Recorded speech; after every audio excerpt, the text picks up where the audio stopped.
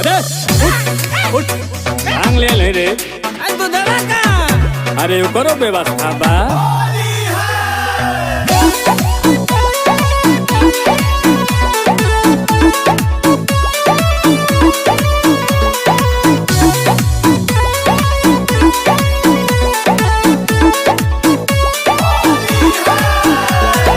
हालही के भैया के गौना भइल बा, हमनी घरे दूध के उठौना भइल बा, हमनी घरे दूध के उठौना भइल बा।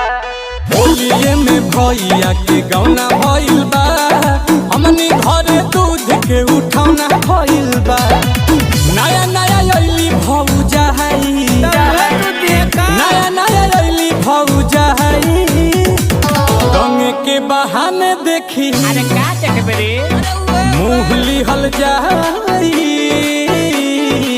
मिलल बे दहेज भैंस दूह लिहल जाई, जबरी उघारी उनकर घूह दिहल जाई, मिलल बे दहेज भैंस दूह लिहल जाई,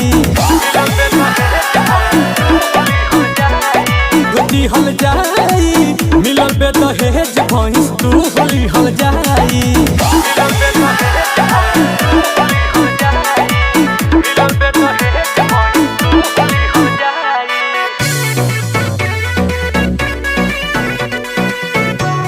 Music by Satinder Ji.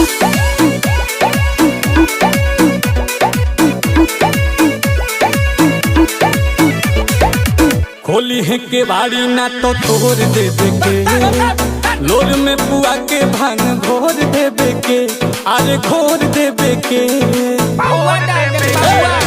खोली है ना के बाड़ी तो हो तोड़ देवे के, लोर में पुआ के भांग घोर देवे के। लो जइहे नहीं हमनी से खुल जइहे हो, खुद रंग डालवावे पौतुल जइहे हो, तब मजा असली भेटा हई, तब मजा असली भेटा हई। और खाती ठंडा रहो रूह लिहल जाई,